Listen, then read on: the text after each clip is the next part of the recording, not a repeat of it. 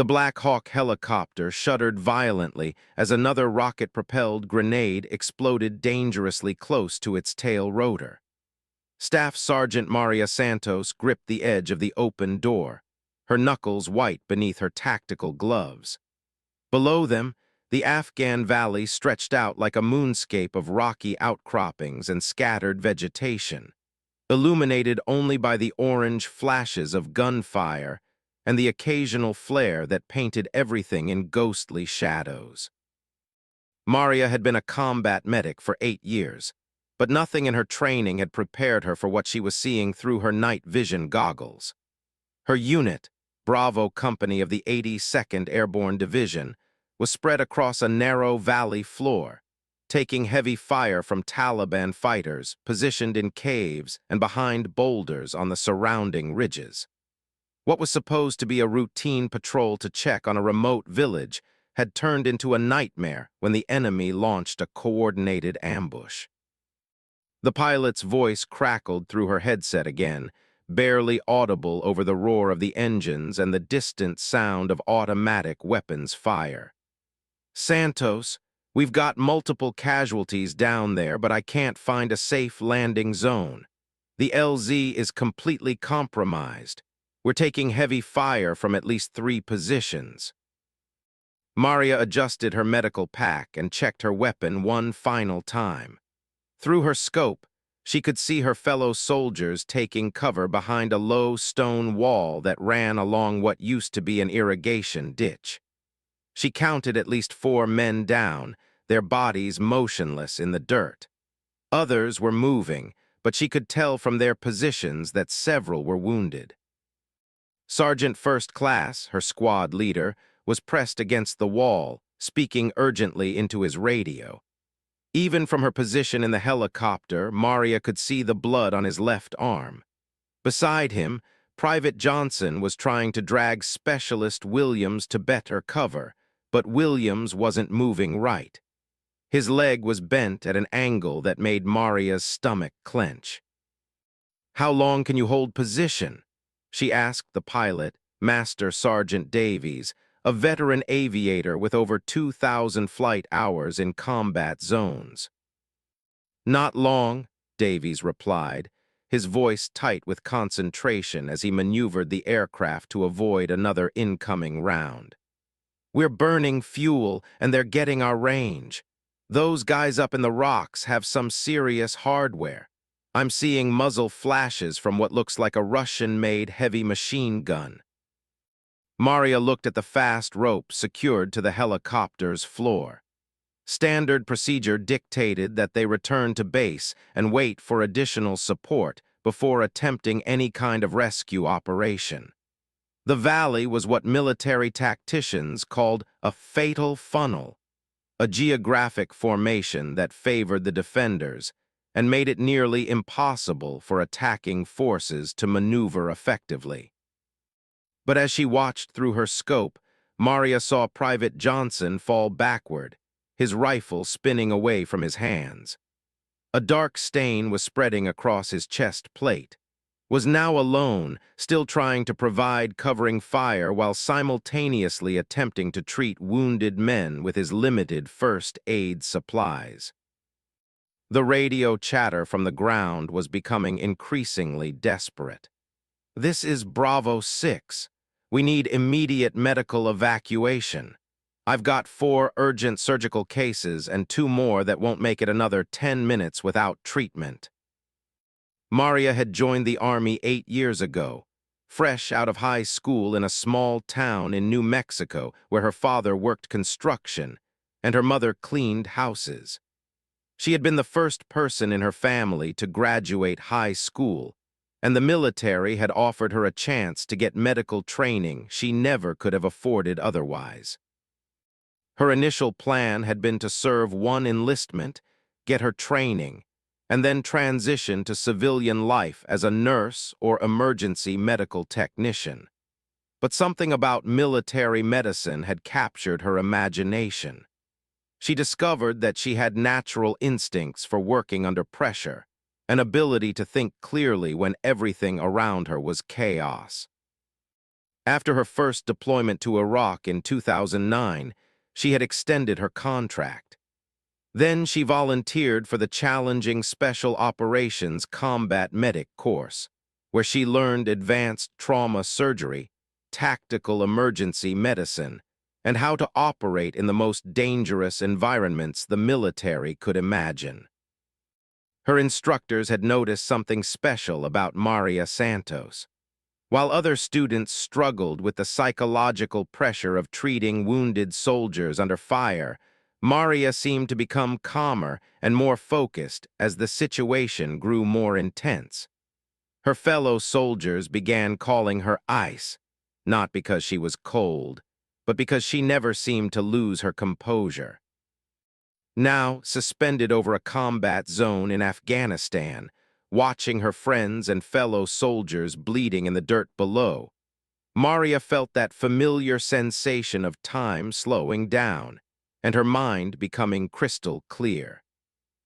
"Davies," she said into her microphone, "can you hold steady for about 30 seconds directly over that irrigation ditch?" The pilot turned to look at her, his face visible in the green glow of the instrument panel. "Santos, you're not thinking what I think you're thinking.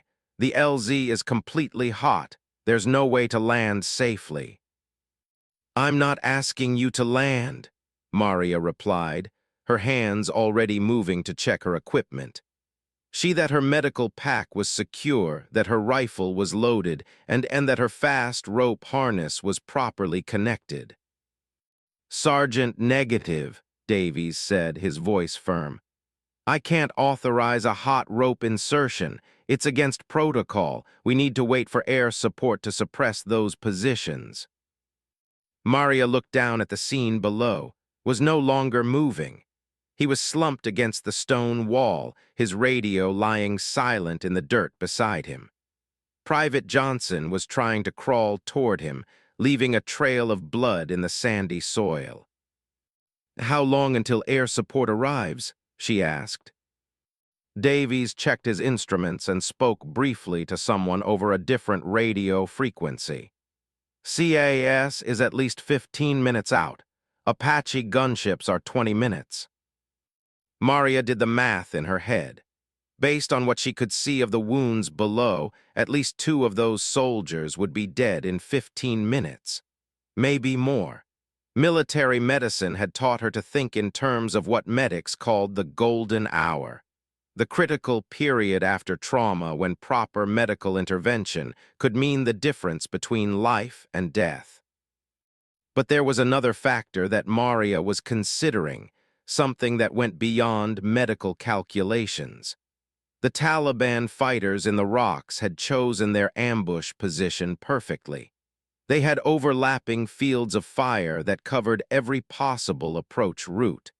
Her unit was trapped in what amounted to a shooting gallery.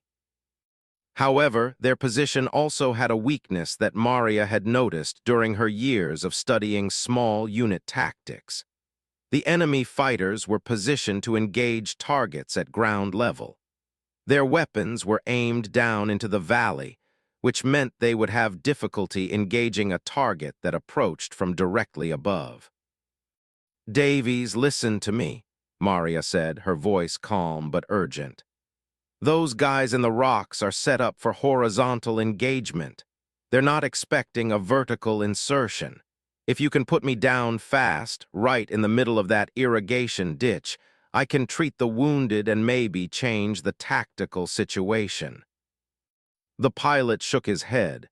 "Santos, even if you make it down safely, how are we going to extract you? I can't land in there and I can't hover indefinitely." Maria had already thought about that problem. "Give me 30 minutes. If I can get those guys stabilized and maybe help reorganize their defensive position, we might be able to create a better LZ or at least hold until air support arrives." Through her scope, she watched as Specialist Williams tried to move and then went still. His body language told her everything she needed to know. He was going into shock from blood loss. Without immediate intervention, he would be dead in minutes.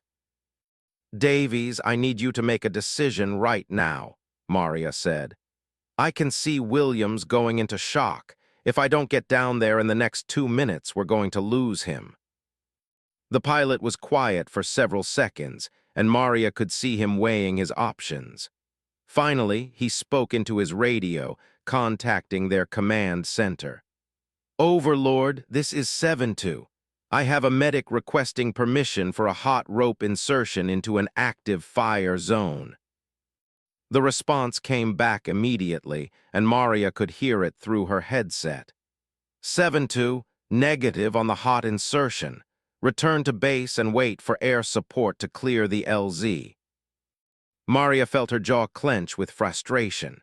She understood the moment Maria's boots hit the rocky ground behind the stone wall. The reality of her situation became brutally clear. The sound of gunfire was no longer muffled by helicopter engines and distance. Now it was sharp, immediate, and deadly close. Bullets cracked overhead with the distinctive snap that told her the rounds were passing within inches of her position. She immediately began what medics called a hasty triage, a rapid assessment of casualties that would determine who needed treatment first and who could wait. Was slumped against the wall about 10 feet to her left, conscious but bleeding heavily from what appeared to be a shoulder wound. His radio was shattered, plastic fragments scattered in the dirt around him. As she called out, keeping her voice loud enough to be heard over the gunfire, but not so loud as to give away her exact position to the enemy shooters. How many wounded? The squad leader turned toward her, his face pale in the green glow of her night vision equipment. Santos, what the hell are you doing here? He tried to move toward her and winced, pressing his good hand against his wounded shoulder. I thought command ordered you to return to base. Plans change, Maria replied tersely, already moving in a low crouch toward Private Johnson, who was lying motionless about 15 feet away in an exposed position. Give me a count on casualties. Looked around the scattered defensive position, trying to account for his men while keeping his head below the wall line. Williams is hit bad in the leg, possible femoral artery involvement. Johnson took one in the chest, but his plate stopped it. He's breathing but unconscious. Is over by that big rock, took shrapnel in his face and arms from a grenade. His voice trailed off as he looked toward a position near the far end of the wall. Maria followed his gaze and saw a motionless figure. Even in the darkness, she could tell from the body position that was beyond help. Anyone else? Is mobile but has a head wound. He's trying to maintain overwatch from that position behind the boulder. Pointed to a rocky outcropping about 30 yards away where Maria could make out the silhouette of a soldier with a rifle. As if summoned by their conversation's voice came through the darkness.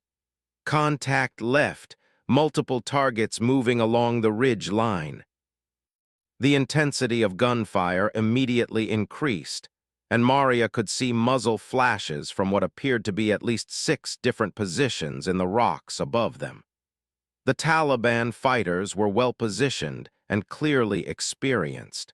They were using covering fire and movement techniques that indicated they had military training.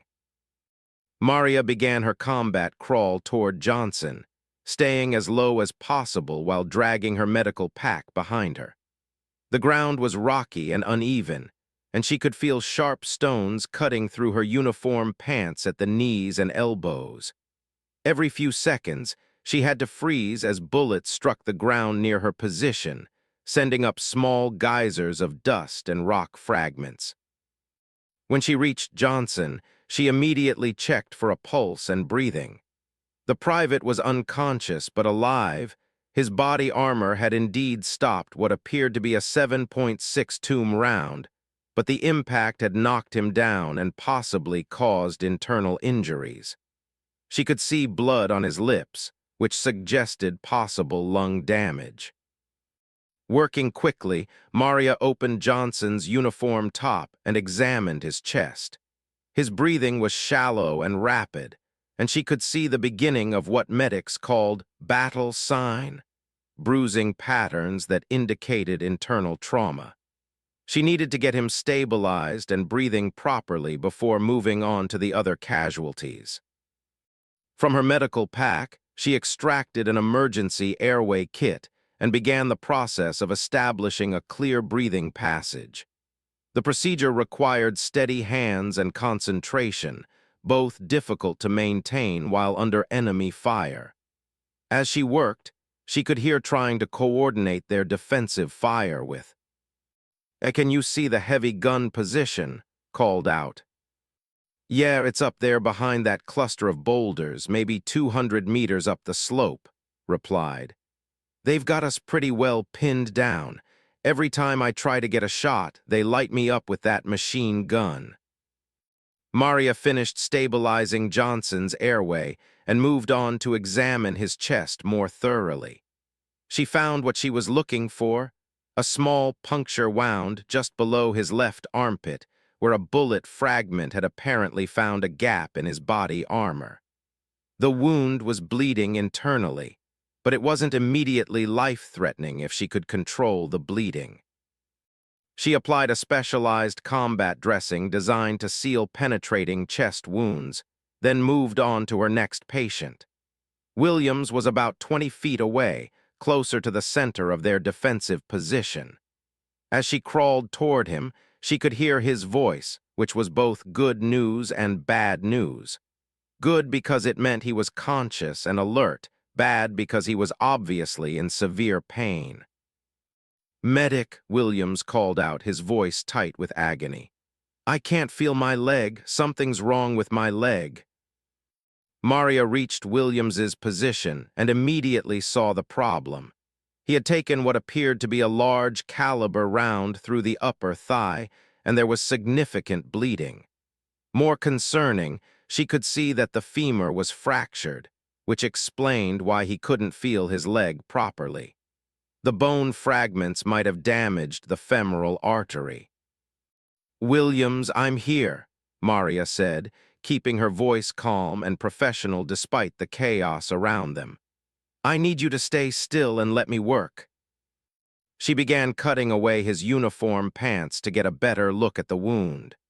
What she found was worse than she had hoped, but not as bad as she had feared. The bullet had indeed struck the femur, causing a compound fracture, but it appeared to have missed the major blood vessels. However, Williams was losing blood steadily, and the fracture needed to be stabilized immediately. As she worked to control the bleeding and stabilize Williams's leg, Maria became aware that the pattern of enemy fire was changing.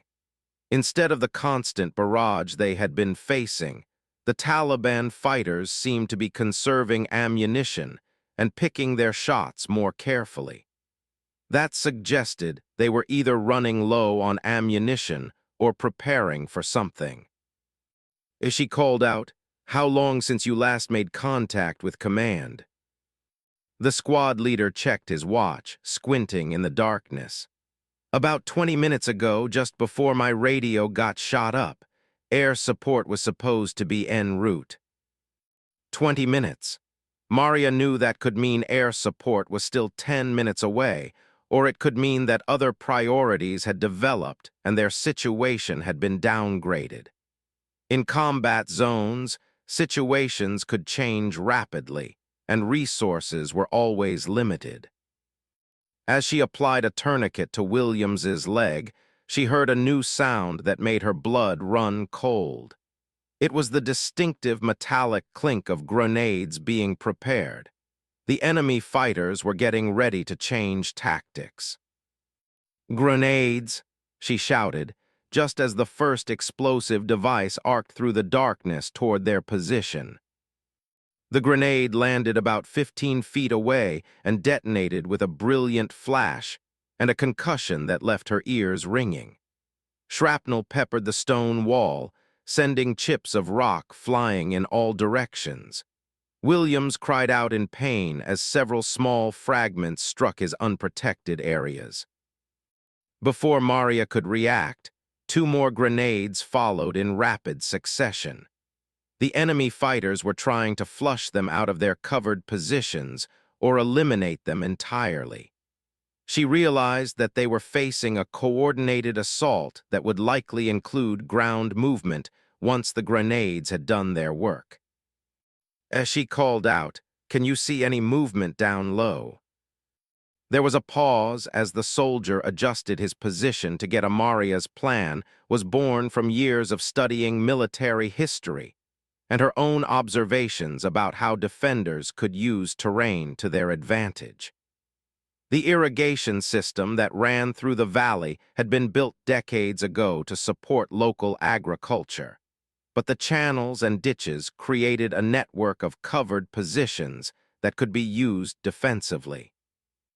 "Look at this," Maria said, pointing to where the main irrigation ditch connected to several smaller channels that branched off in different directions.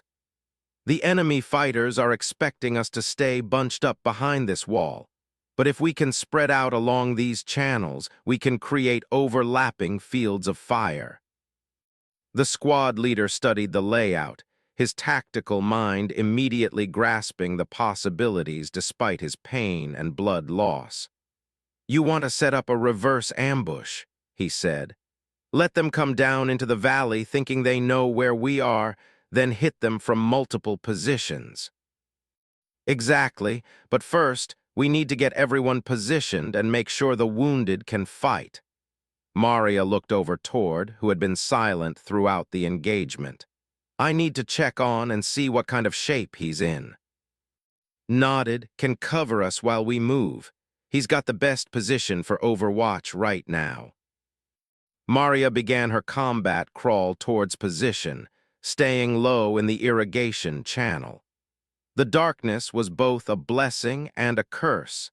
It concealed her movement from the enemy, but it also made it difficult to assess injuries and navigate the rocky terrain. When she reached, she found him conscious but in significant pain. Shrapnel from a grenade had struck him in the face and arms, and his left eye was swollen shut. However, his wounds were not life-threatening, and more importantly, his dominant hand was uninjured. "How's your vision?" Maria asked as she began cleaning and dressing his wounds. "I can see okay out of my right eye," replied, wincing as she applied antiseptic to a particularly deep cut on his cheek. "My left arm is pretty torn up, but I can still shoot." Maria nodded and continued working on his injuries. "Good. I'm going to need you mobile in about 2 minutes. We're repositioning to give ourselves better defensive options." As she worked on, Maria could hear the enemy fighters getting closer. Their voices carried in the thin mountain air, and she could make out what sounded like tactical coordination in Pashto. These weren't inexperienced insurgents. They were moving and communicating like trained soldiers. She finished treating wounds and began moving back toward the main group. The irrigation channels provided good concealment, but they were also constraining. If the enemy had grenades with them, the channels could become death traps. "How many grenades do we have?" she asked as she reached his position. The squad leader checked his equipment and looked around at the other soldiers. "I've got 2 frags, and I think Williams has one if he can reach it." Maria looked at Williams, who was still immobilized by his leg wound but appeared alert and oriented. "Williams, can you use a rifle from a prone position?" "Yes, ma'am," Williams replied. "I can't move, but I can shoot." Maria began explaining her tactical plan. "Here's what we're going to do. Stays in overwatch position. He's got the best field of view and can provide covering fire. You're going to move about 50 meters down this main channel to where it connects with that cross-ditch. You're going to position yourself in that side channel where you can cover the approach from the right side."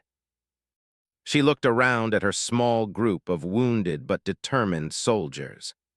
I'm going to move Williams to a position where he can provide supporting fire from a concealed location, then position myself where I can provide medical support and additional firepower as needed. Studied the layout again. What about Johnson? He's still unconscious. Maria had been thinking about that problem. Johnson's going to stay in this central position. If he regains consciousness, he'll be in the best spot to provide support to any of our positions. If not, at least he's in the most protected location. The sound of approaching enemy fighters was getting louder. Maria estimated they had perhaps 90 seconds before contact. Everyone needs to move now. Remember, wait for my signal before engaging. We want them committed to their assault before we reveal our new positions. Began his movement first, using the irrigation channel for concealment as he made his way to his assigned position. Despite his shoulder wound, he moved quickly and quietly, demonstrating the professionalism that had made him a squad leader. Followed, moving more slowly due to his facial injuries, but maintaining good noise discipline. Maria could see that his right eye was tracking properly, and that he was maintaining awareness of his surroundings despite his wounds. Maria helped Williams move to a position where he could fire effectively while remaining concealed. The private's leg wound made movement extremely painful, but he gritted his teeth and allowed her to position him behind a low stone embankment where he would have a good field of fire toward the main enemy approach route. "Remember," Maria whispered to Williams as she checked his rifle and ammunition, "don't engage until you hear the others open fire. We want to catch them in a crossfire." Williams nodded, his face pale but determined. "Got it, Sergeant. Thanks for getting down here." Maria felt a moment of uncertainty about her decision to disobey orders and rope down into the combat zone. But looking at Williams and the other wounded soldiers, she knew she had made the right choice. Without immediate medical intervention, at least 2 of them would have died. She moved to her own position, a spot that allowed her to provide fire support while also being able to reach any of the wounded soldiers quickly if their injuries worsened. From her position, she could see the approaches the enemy fighters would most likely use. As she settled into her fighting position, Maria heard's voice through the darkness. He was using hand signals and whispered communications to coordinate with, who was still in his overwatch position among the rocks. The first enemy fighter appeared at the edge of Maria's field of view about 60 seconds later. He was moving carefully but confidently, clearly expecting to find the American soldiers clustered behind the stone wall where they had originally taken cover. Maria watched through her rifle scope as more fighters appeared. She counted at least 6 men, all carrying automatic weapons and moving with the disciplined tactics of experienced soldiers. They were approaching in a standard assault formation, with covering fire and movement coordination that indicated significant training. The lead fighter reached the original American position and began signaling to his companions. Maria could see the confusion on his face as he realized that the position was essentially empty except for Johnson, who was unconscious and concealed by shadows. It was exactly what Maria had hoped for. The enemy fighters had committed to their assault plan based on incomplete information. Now they were in the open, exposed to fire from multiple concealed positions. Maria watched as the enemy leader began to realize that something was wrong. He started looking around, clearly sensing a trap but not sure where the threat was coming from. His hand moved toward what appeared to be a radio, probably to warn his companions or call for support. That was when opened fire. The first burst came from his position in the cross ditch. catching the enemy fighters completely by surprise. Two of them went down immediately, and the others dove for cover behind rocks and terrain features. His rifle joined in from his elevated position, and Maria could see the muzzle flashes from his carefully aimed shots. His position allowed him to engage targets that were concealed from the other American positions. The sound of approaching vehicles grew louder as Maria worked on shoulder wound. Through her night vision equipment, she could see dust clouds rising from the valley entrance about 2 kilometers away. The enemy wasn't just bringing more fighters. They were bringing vehicles, which likely meant heavier weapons and possibly explosives. Your shoulder's getting worse," Maria said as she applied a fresh dressing to his wound. "The bullet went clean through, but it nicked something important. You're losing too much blood." Grimaced but kept his rifle ready. "How much time do you think we have before those vehicles get here?"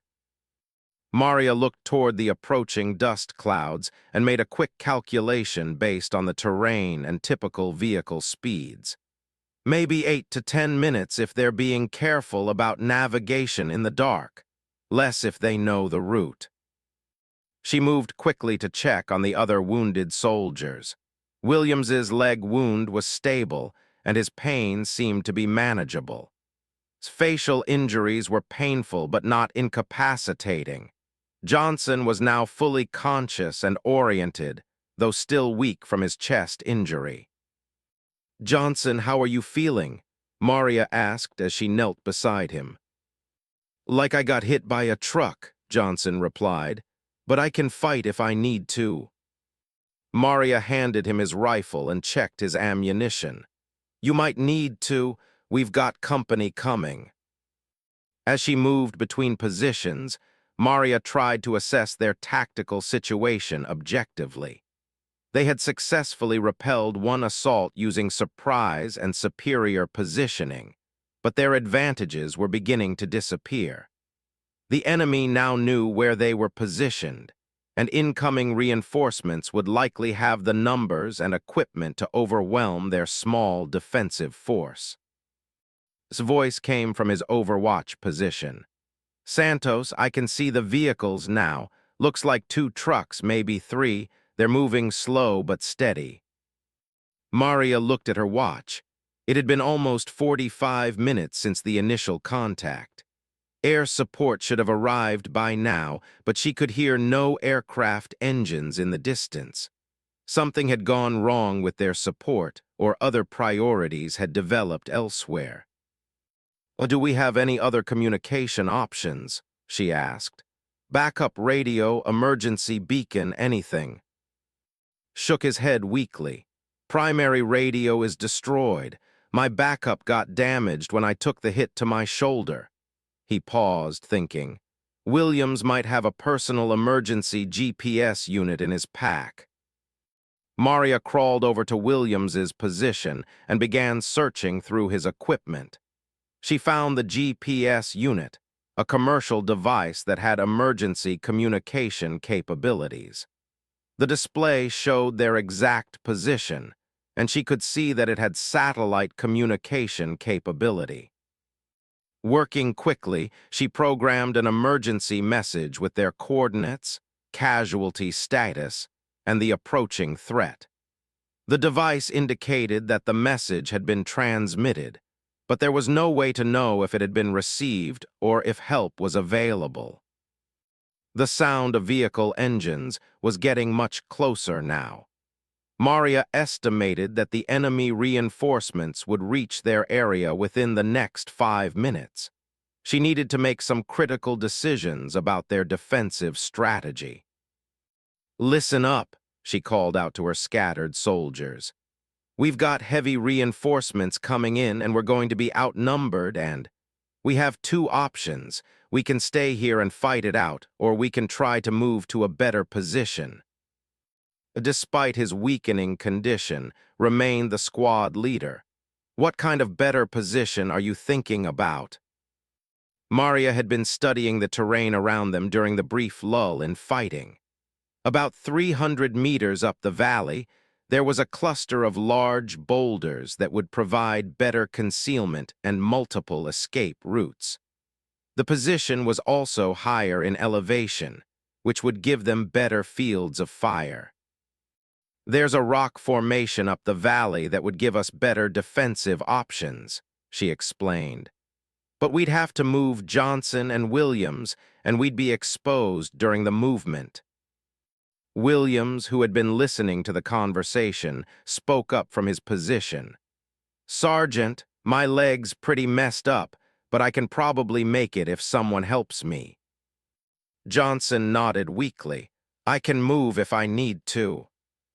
Maria looked at, knowing that the decision ultimately belonged to him. The squad leader was pale from blood loss, but his eyes were still alert and focused. "How long would the movement take?" asked. "Maybe 10 minutes if we move carefully, but we'd have to time it perfectly to avoid getting caught in the open when those vehicles arrive." Was quiet for several seconds, weighing their limited options. Finally, he nodded. "We move. Staying here means getting overrun when those reinforcements arrive." Maria immediately began organizing the movement. "Can you provide overwatch during our displacement?" "Affirmative," came the reply from the rocks. "I can cover your movement and then bound back to rejoin you." Maria helped Williams prepare for movement, creating an improvised stretcher using his rifle and some equipment strapping. Despite his shoulder wound, insisted on helping carry one end of the stretcher. Would provide rear security during the movement, staying mobile and watching for threats from their current position until everyone else had moved. Johnson, though weak, was able to move under his own power with minimal assistance. Maria gave him some pain medication from her medical kit and helped him organize his equipment for the movement. The evacuation began with providing covering fire from his elevated position. Maria and carried Williams on the improvised stretcher, moving as quickly as possible while staying low to avoid detection. The terrain between their current position and the target location was rough and uneven, making the movement difficult and dangerous. Several times, they had to stop and take cover when they heard the sound of enemy vehicles getting closer.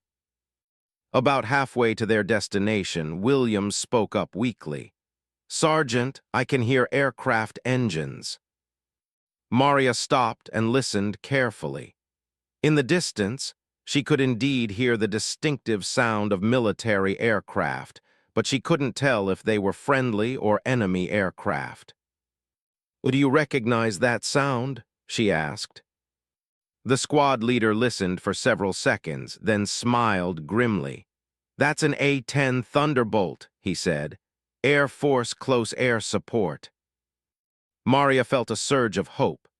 The A-10 was specifically designed. The A-10 Thunderbolt appeared through the darkness like an avenging angel, its distinctive twin engines creating a sound that was both terrifying and reassuring. Maria watched through her night vision scope as the aircraft made its first pass over the valley, clearly conducting a reconnaissance run to identify targets and friendly positions. "Everyone stay down and mark your positions with infrared strobes," Maria ordered, pulling her own IR marker from her equipment vest.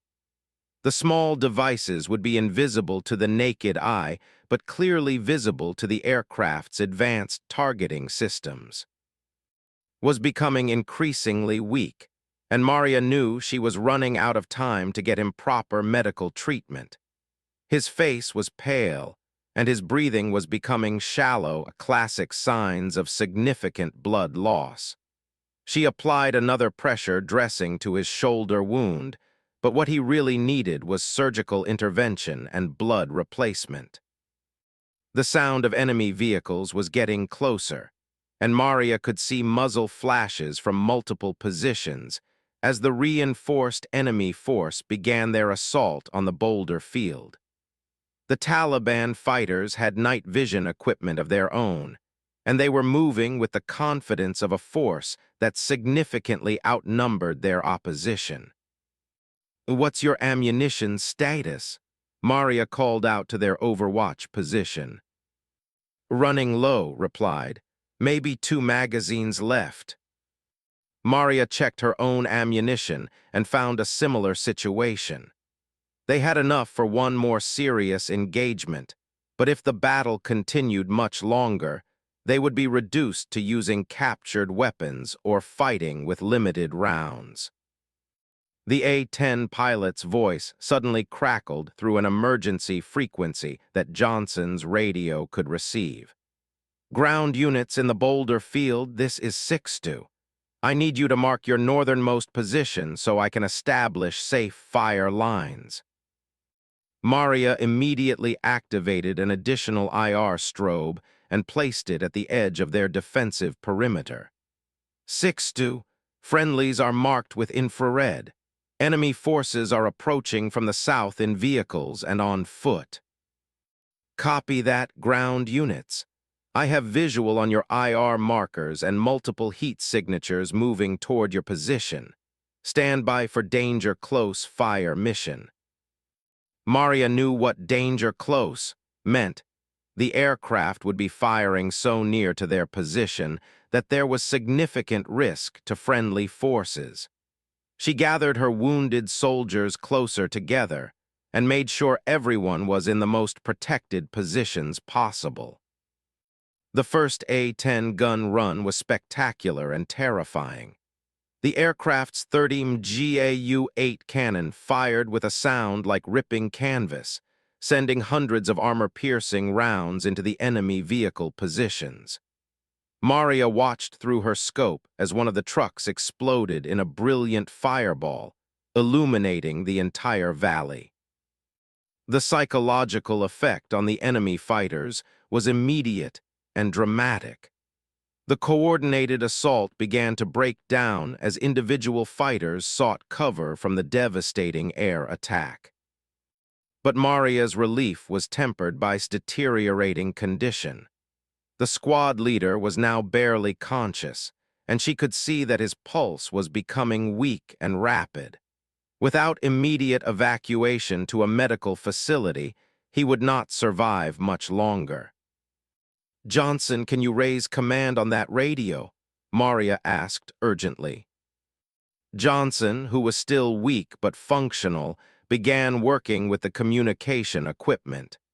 After several minutes of trying different frequencies, he made contact with their battalion headquarters. "Overlord, this is Bravo 6-1, Johnson transmitted. "We are in contact with enemy forces but have close air support engaged. We have multiple urgent surgical cases requiring immediate medical evacuation." The response came back quickly. "Bravo 6-1, medical evacuation helicopter is en route to your position. Estimate 15 minutes to your location." 15 minutes. Maria looked at and knew that might be too long. His condition was deteriorating rapidly, and she had exhausted her field medical capabilities. The A-10 made several more passes, systematically destroying enemy vehicles and dispersing the attacking force. Maria could see that the immediate threat was being eliminated, but her medical priorities were becoming more urgent. "Williams, how are you holding up?" she asked as she moved between her patients. "I'm okay, Sergeant," Williams replied, though Maria could see that his pain was increasing. "That tourniquet is working, but my leg is starting to feel numb." Maria checked the tourniquet application and noted the time. Williams was approaching the limit for how long the device could remain in place without causing permanent damage. He needed surgical repair of his leg wound as soon as possible. Facial injuries were stable but painful, and Johnson's chest wound was healing properly. All of them would recover with proper medical treatment, but was in immediate danger. The sound of helicopter engines began to grow audible over the noise of the continuing A-10 attacks. Maria activated her emergency strobes again and began clearing a landing zone among the boulders. "Everyone stay down until the bird lands," she instructed. "We don't know if there are any enemy fighters still in the area." The medical evacuation helicopter, a Black Hawk configured specifically for casualty transport, appeared over the ridge and began its approach to their position. The aircraft's crew chief was already visible in the door, scanning for threats and preparing to load casualties. Maria organized the evacuation by priority. Would go first due to his critical condition, followed by Williams because of his leg wound, then and Johnson. As the helicopter touched down, Maria helped load onto a stretcher. The flight medic immediately began advanced trauma care, starting intravenous fluids and preparing for transport to the nearest field hospital. "What's the story on this one?" the flight medic asked Maria as they secured in the aircraft. "Gunshot wound to the shoulder, probable arterial involvement, significant blood loss," Maria reported quickly. "He's been stable but deteriorating for about 90 minutes. The flight medic nodded and continued his assessment. Maria helped load Williams next, briefing the medical crew on his injuries and treatment. As the wounded soldiers were loaded onto the helicopter, Maria realized that her own role in the evening's events was far from over. She would need to account for her decision to disobey orders and descend into the combat zone, and there would likely be an investigation into the entire engagement. But as she watched the helicopter lift off with her wounded comrades safely aboard, Maria felt a deep satisfaction that transcended any concerns about potential disciplinary action. She had made the right decision, and 5 American soldiers were alive because of it. Appeared beside her as the helicopter disappeared into the darkness. "Santos, that was some of the finest combat medicine I've ever seen," he said quietly. Maria shouldered her medical pack and picked up her rifle. "Let's get back to base. We've got reports to write."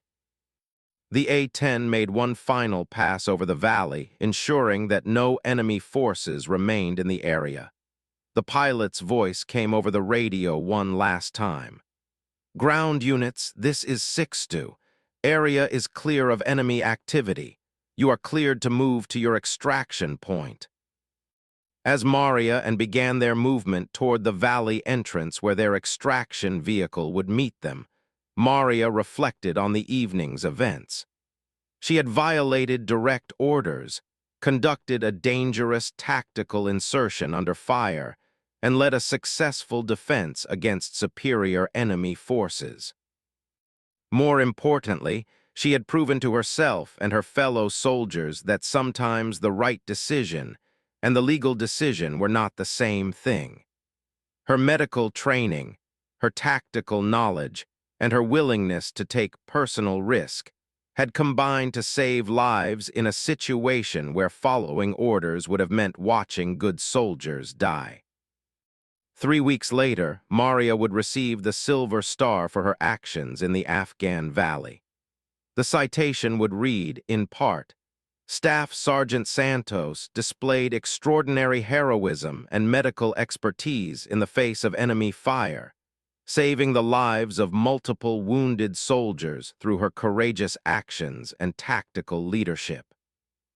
But for Maria Santos, the real reward was much simpler. 5 soldiers who went home to their families because she had chosen courage over compliance in a moment when lives hung in the balance.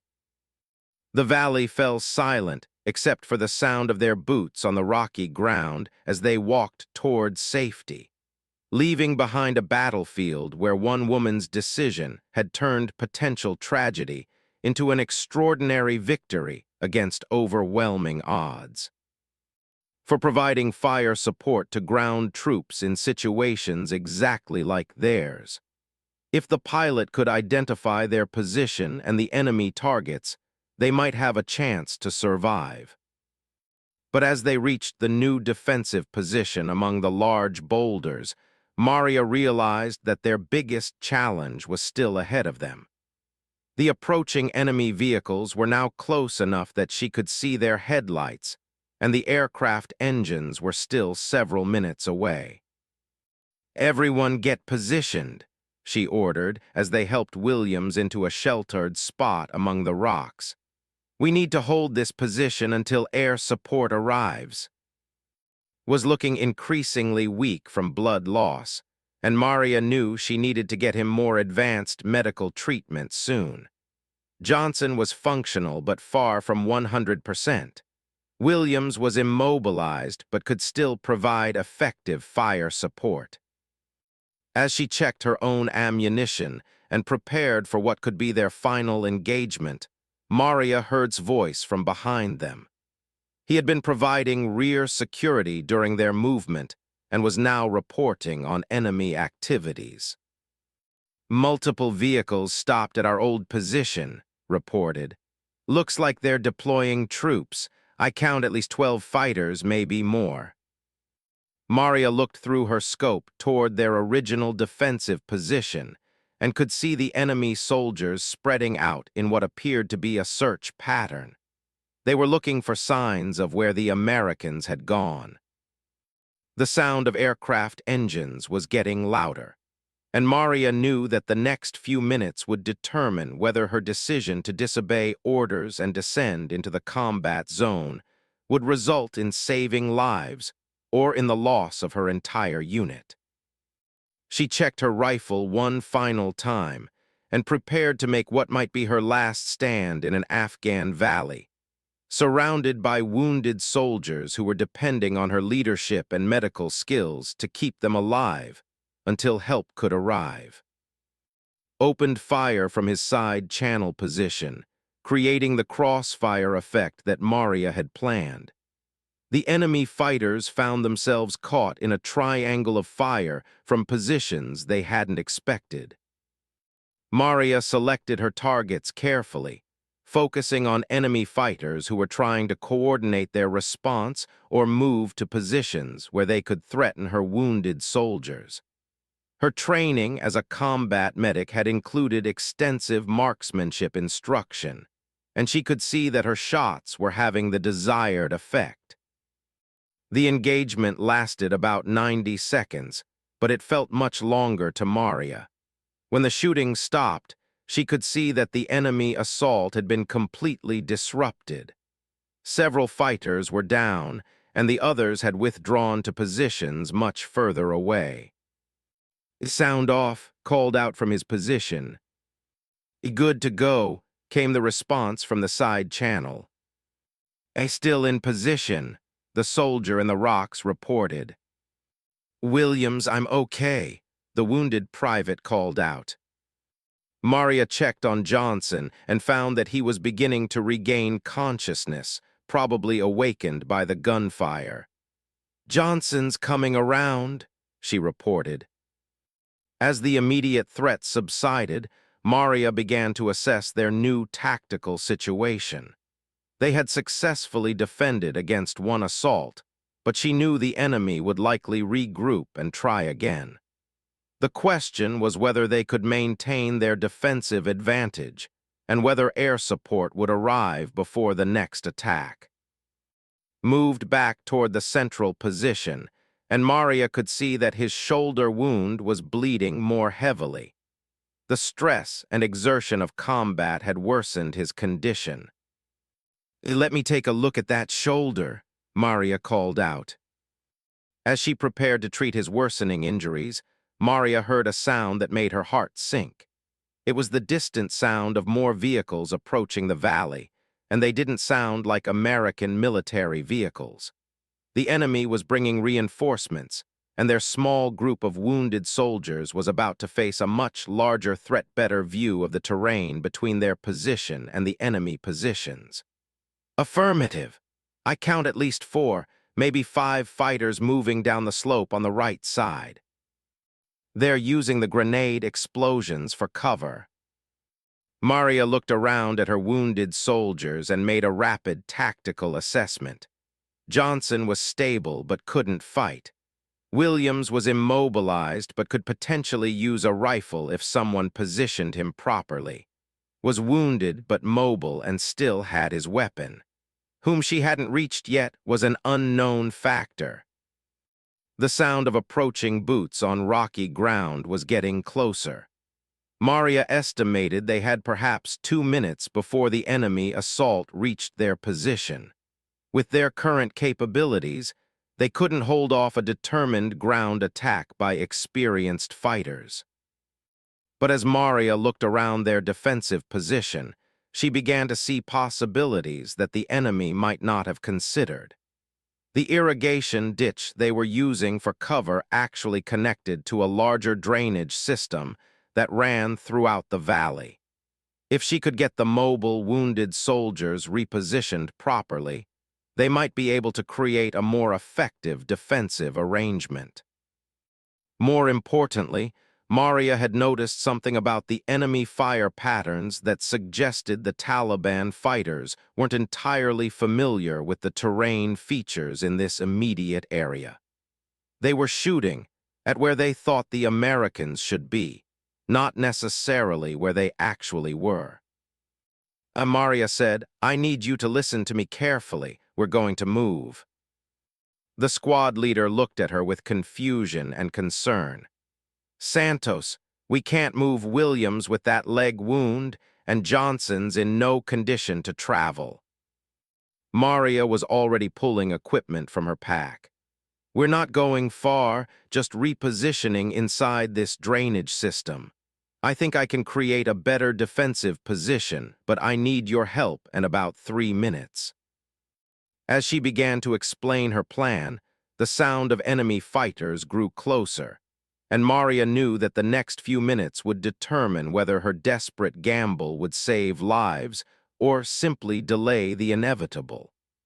But for the first time since landing in the valley, she felt like they might have a chance to turn the situation around. The logic behind the command, but she also understood that following orders would mean watching good soldiers die when she had the skills and equipment to save them. "Davies," she said quietly, "in about 10 seconds I'm going to accidentally fall out of your helicopter." The pilot turned to stare at her. "Santos, if you disobey a direct order, I'll have to report it. You could be looking at a court-martial."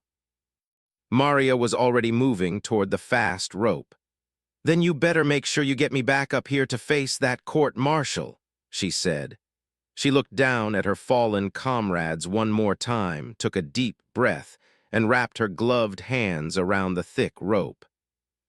30 seconds, she called out to Davies. "Hold her as steady as you can." Before the pilot could respond, Maria Santos pushed herself out of the Black Hawk helicopter and began her descent into the combat zone below. The wind from the rotor wash whipped at her uniform and equipment, but her hands gripped the rope with practiced confidence. As she descended through the darkness, she could hear the crack of rifle rounds passing near the helicopter above her. The Taliban fighters had spotted the aircraft and were concentrating their fire on it. Maria knew that Davies would have to pull away soon to avoid taking serious damage. 15 feet from the ground, she could see muzzle flashes from multiple positions in the rocks. The sound of gunfire was deafening now, echoing off the valley walls. 10 feet down, she spotted moving slightly. He was alive, but she could see blood pooling beneath him. 5 feet from the ground, Maria released the rope and dropped into a combat roll, coming up behind the stone wall where her unit had taken cover. The moment her boots hit the ground, she knew there was no going back. Whatever happened next would depend entirely on her training, her courage, and her ability to turn a desperate situation into something survivable. Above her, the Black Hawk helicopter pulled away into the night sky, leaving her alone with the wounded soldiers and the sound of enemy gunfire growing closer with each passing minute.